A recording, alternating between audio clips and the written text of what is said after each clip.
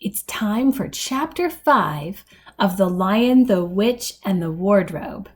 When last we read together, we found out that both Lucy and Edmund had made it into the wardrobe, into the magical land of Narnia.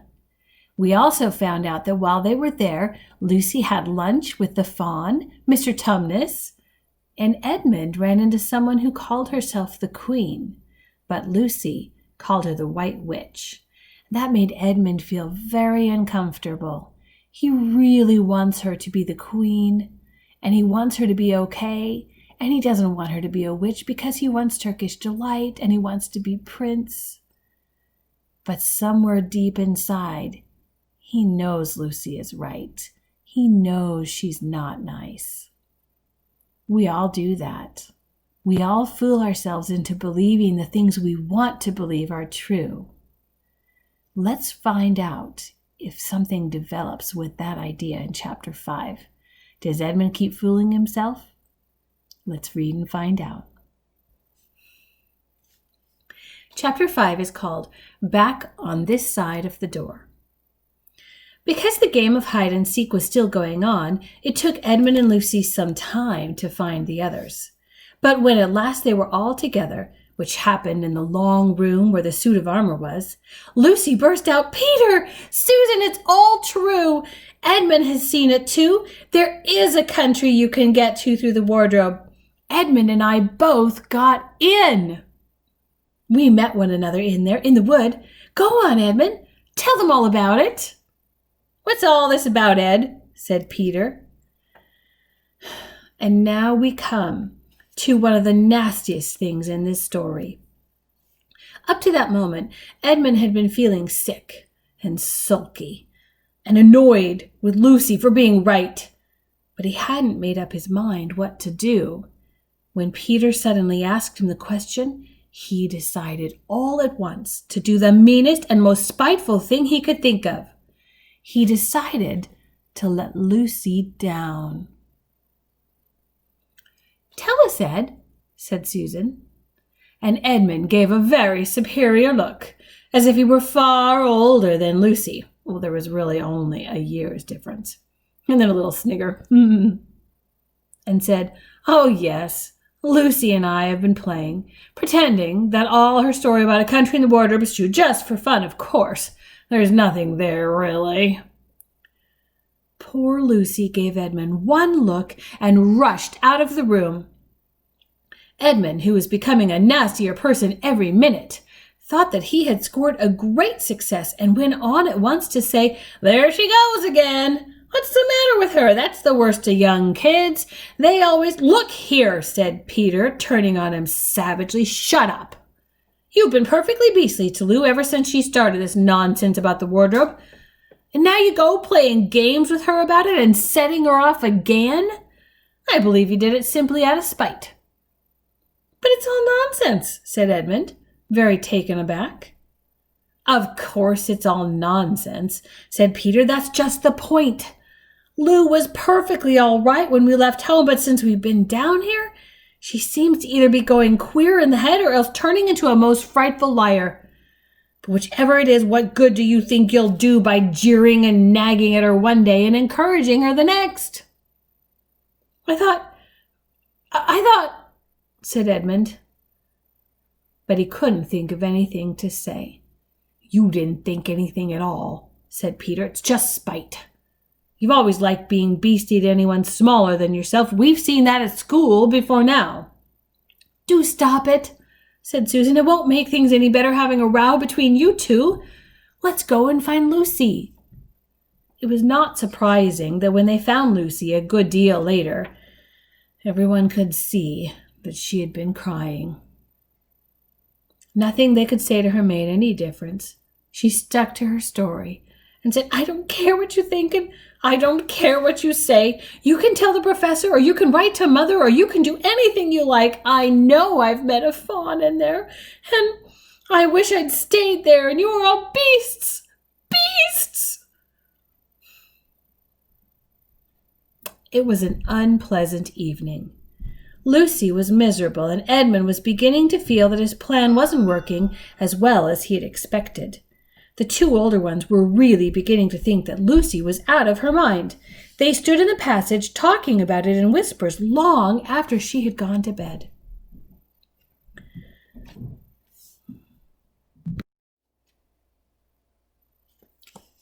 The result was, the next morning, they decided that they really would go and tell the whole thing to the professor. "He'll write to Father if he thinks there's really something wrong with Lou," said Peter. "It's getting beyond us." So they went and knocked at the study door, and the professor said, "Come in," and got up and found chairs for them and said he was quite at their disposal. Then he sat listening to them with the tips of his fingers pressed together and never interrupting till they had finished the whole story. After that, he said nothing for quite a long time.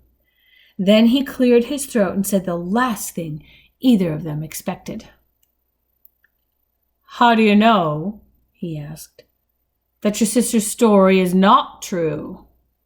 "Oh, but," began Susan, and then stopped. Anyone could see from the old man's face that he was perfectly serious.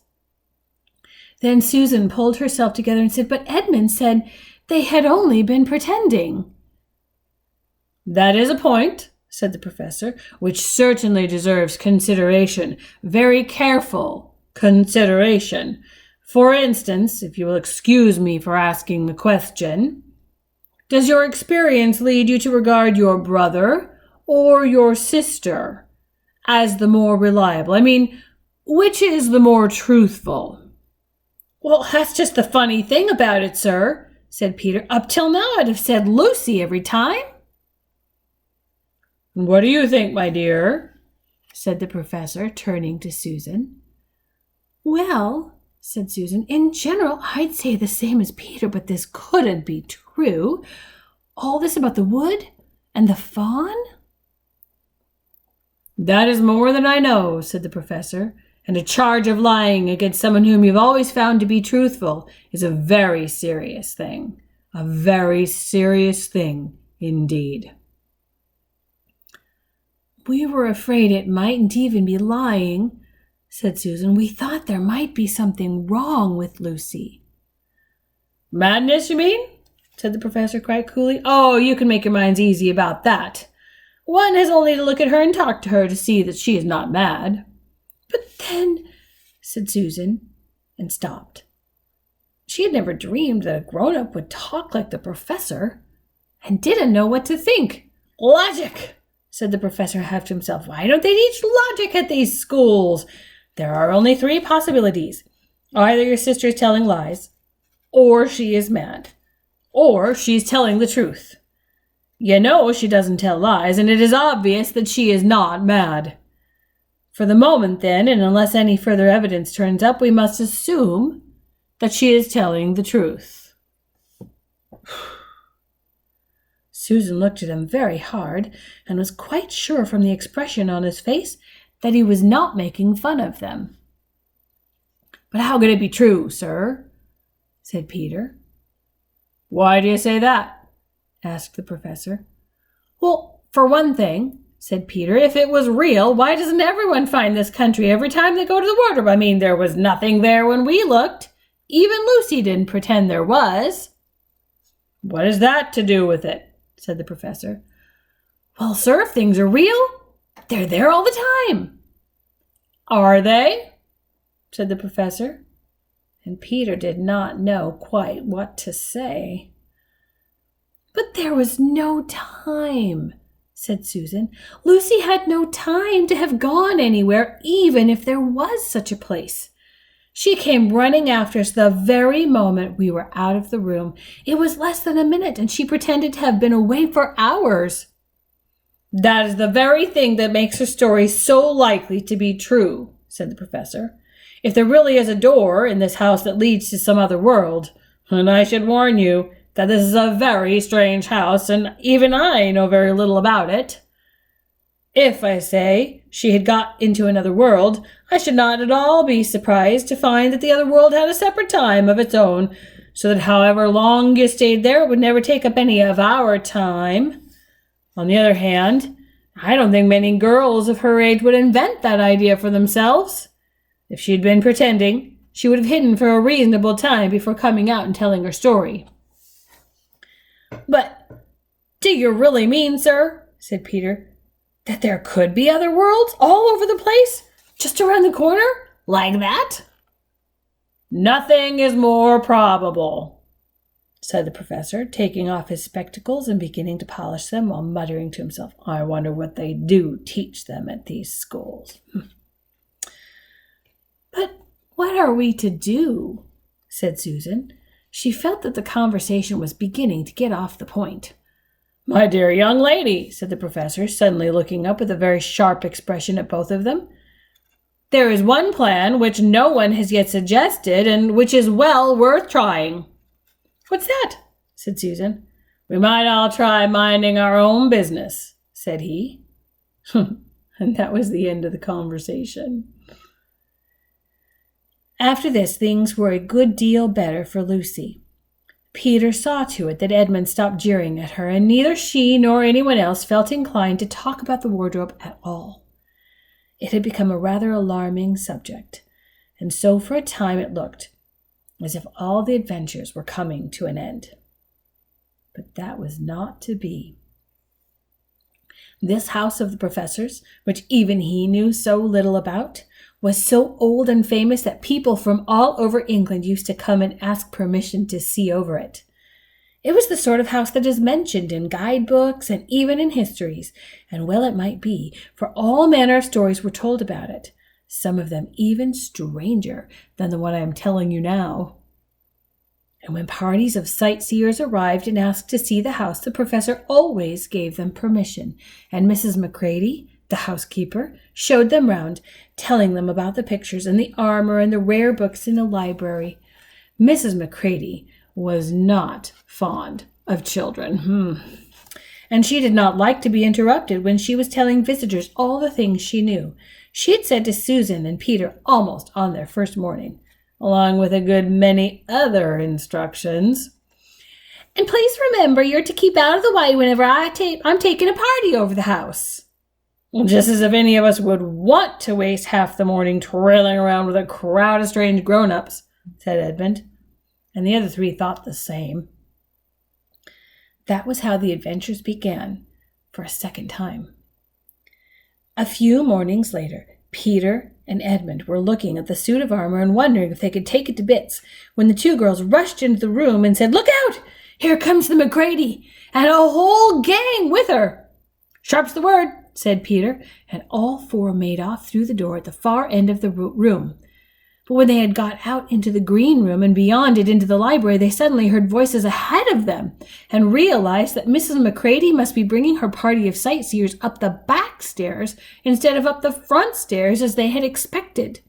And after that, whether it was that they lost their heads or that Mrs. Macready was trying to catch them, or that some magic in the house had come to life and was chasing them into Narnia, they seemed to find themselves being followed everywhere. Until at last Susan said, "Oh, bother those trippers. Here, let's get into the wardrobe room till they've passed. No one will follow us in there."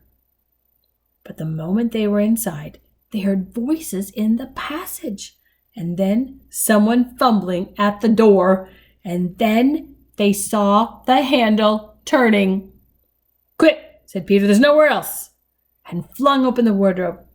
All four of them bundled inside it and sat there panting in the dark. Peter held the door closed, but did not shut it, for of course he remembered, as every sensible person does, that you should never, never shut yourself up in a wardrobe. We'll find out what happens next tomorrow.